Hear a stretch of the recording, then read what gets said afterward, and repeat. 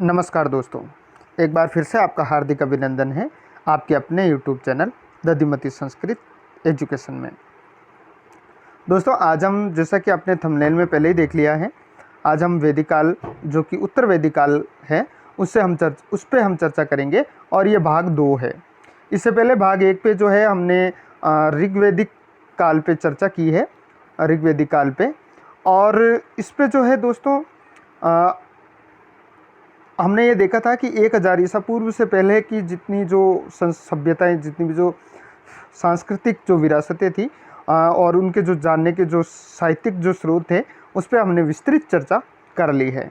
आज हम जानेंगे उत्तर वैदिक काल, जो कि 1000 ईसा पूर्व से 600 ईसा पूर्व के बीच में काल माना जाता है। ये काल किसने निर्धारित किया, इसकी क्या विशेषता रही, क्या इसकी सांस्कृतिक विशेषता रही, यहाँ पर किस प्रकार के लोग थे, कैसी संस्कृति थी, आज हम जो है इन सारी जानकारियों पे चर्चा करने वाले हैं।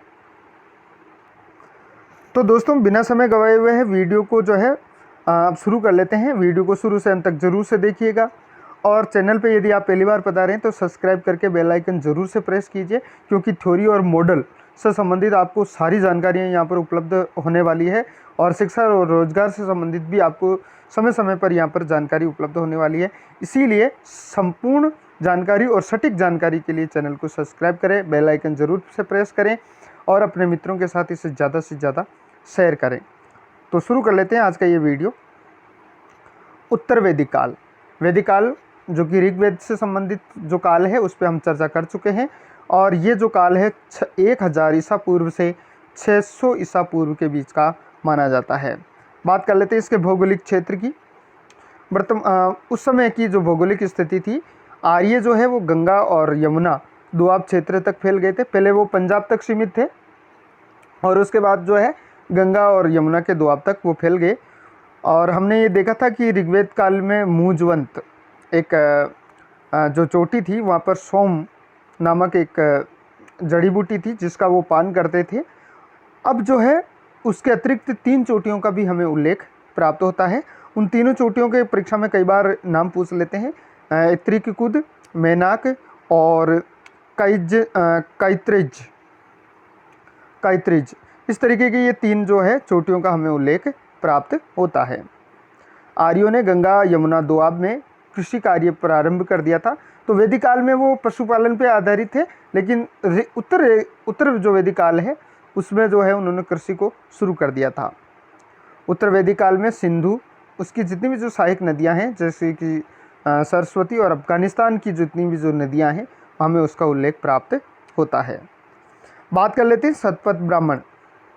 सतपथ ब्राह्मण के अनुसार राजा विदेव माधव ने अपने पुरोहित गौतम राहु गणा से को साथ लेकर सदानीरा, जिसे वर्तमान में गंडक नदी के नाम से जानते हैं, नदी तक पहुंच गया था। यानी कि उसका जो है क्षेत्र इतना फैल गया था। ये राजा कौन था? विदेव, विदेह का माधव राजा। और इसकी जानकारी हमें सतपथ ब्राह्मण से मिलती है। बात कर लेते हैं इसके आगे। इनकी जो राजनीतिक स्थिति थी उसे राजा का पद महत्वपूर्ण हो गया। पहले राजा जो है कबीले का एक मुखिया मात्र था, ऋतस्य गोपे, ऐसा उसके लिए ऐसा कहा गया था। लेकिन अब और उसकी कोई गरिमा भी नहीं थी। और वहाँ पर ज़्यादातर जो वैदिक काल की बात कर रहा हूँ, वहाँ पर जो है ज़्यादातर जो लोकतंत्र यानी कि गणतंत्र के हमें चिन्ह दिखाई देते हैं। गरिमामयी नहीं था, लेकिन उत्तर वैदिक काल में आते आते राजा का पद जो है गरिमामयी हो गया और वंशानुगत हो गया। अब राजा जो है सम्राट, विराट, स्वराट, एकराट, भोज ऐसी उपाधियां जो है धारण करने लगा। विराट, एकराट, सम्राट और स्वराट और भोज, ये जो है राजा की उपाधियां हुआ करती थी। बात कर लेते हैं आगे। राजा यज्ञों का आयोजन करवाता था और इसमें कुछ महत्वपूर्ण यज्ञ हैं जिनके बारे में जो है अधिकतर परीक्षाओं में पूछा जाता है। राजसूय जो यज्ञ है वो राजाभिषेक के समय करवाया जाता था, कालांतर में प्रतिवर्ष मनाने लगे। सम्राट हल चलाता था और रत्नियों के घर जाता था और वहाँ पर भोजन भी करता था, भोज हेतु वहाँ पर जाता था। दूसरा है अश्वमेध यज्ञ। ये साम्राज्यवादी यज्ञ होता था और इसकी जो समयावधि बताई गई है वो 3 दिन बताई गई है। यानी कि उसके आसपास के जो क्षेत्र हैं वहाँ पर एक घोड़ा छोड़ा जाता था, और यदि वो बिना किसी समस्या के, बिना किसी विघ्न के जब वो वापस आता था तब इस अश्वमेध यज्ञ का आयोजन होता था।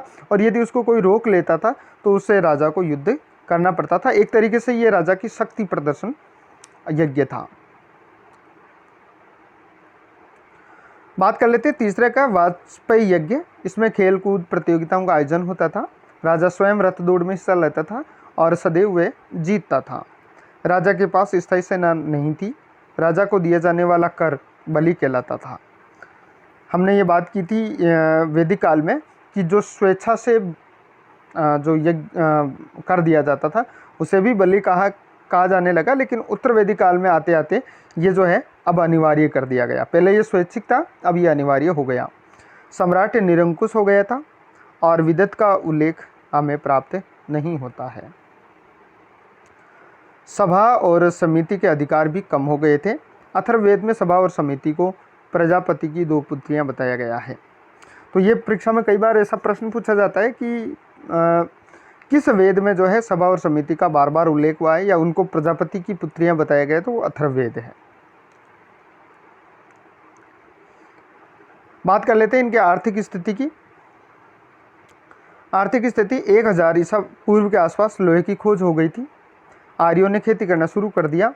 अथर्ववेद के अनुसार राजा पृथुवेन्य ने सबसे पहले कृषि की। तो ये वो एग्जाम पॉइंट ऑफ व्यू से बहुत ही मोस्ट है कि किस ने जो है सबसे पहले खेती की, तो पृथुवेन्य। किस ग्रंथ में इसका उल्लेख आता है? अथर्ववेद में। अथर्ववेद में टिड्डियों का उल्लेख प्राप्त होता है। शतपथ ब्राह्मण में कृषि की विधियों का हमें उल्लेख प्राप्त होता है। तो वह कौन सा ग्रंथ है जिसमें कृषि की विधियों का उल्लेख प्राप्त होता है? तो वह शतपथ ब्राह्मण है। बात कर लेते हैं आगे। शतपथ ब्राह्मण की काठक संहिता, कौन सी संहिता? काठक संहिता में ऐसे हल का उल्लेख मिलता है जिसे 24 बैल मिलकर खींचते हैं। आर्य पशुपालन भी करते थे। गाय और घोड़ा इनका प्रिय पशु था। जब हम सिंधु घाटी सभ्यता पढ़े थे तब हमने ये देखा था कि सिंधु घाटी सभ्यता में जो है घोड़े के अवशेष हालांकि मिले हैं, लेकिन अधिकतर ये मत ये है कि उनको घोड़ों का ज्ञान नहीं था। लेकिन वैदिक काल में आते आते घोड़ा जो है इनका प्रिय पशु हो गया था।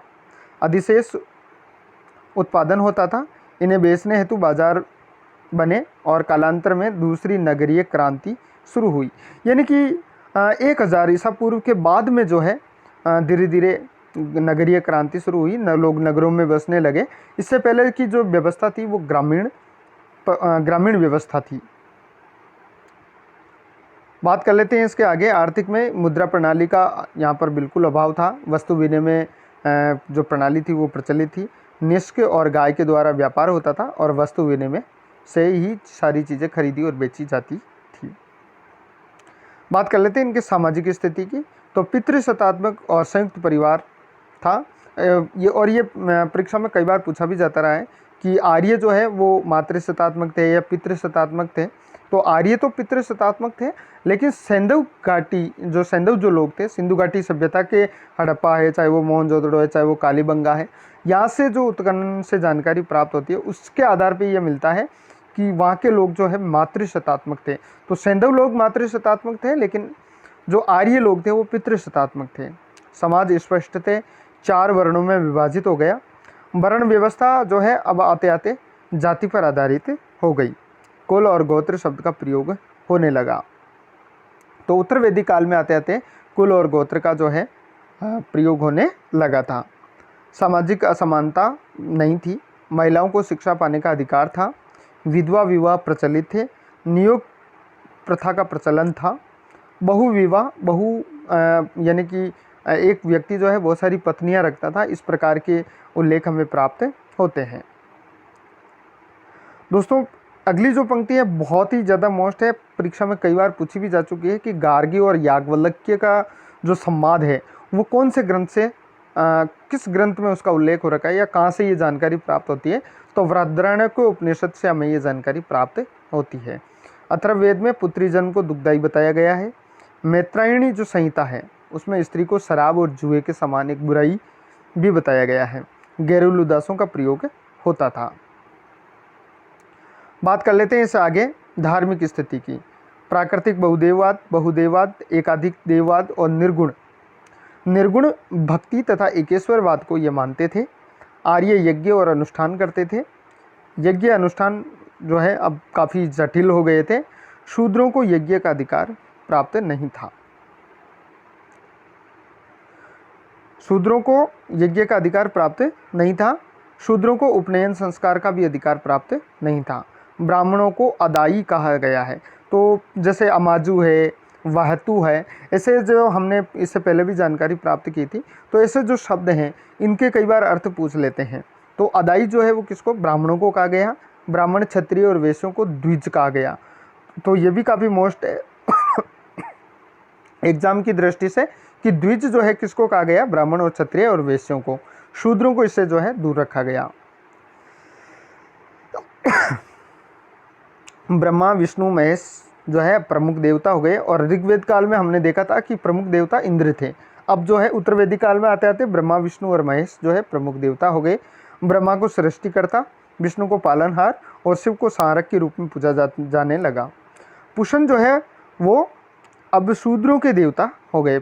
हमने ऋग्वेद काल में देखा था कि पुषण जो है वो पशुओं का देवता था। अब उत्तरवेदी काल में आते आते ये पुषण जो है शूद्रों के देवता माने जाने लगे।